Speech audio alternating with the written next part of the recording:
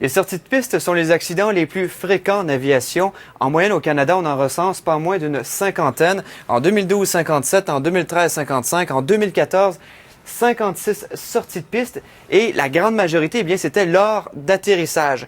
La plupart n'entraînent aucun dommage à l'appareil, aucune blessure. C'est la raison pour laquelle on n'en entend pas beaucoup parler, mais certains sont plus graves, peuvent même conduire à des décès.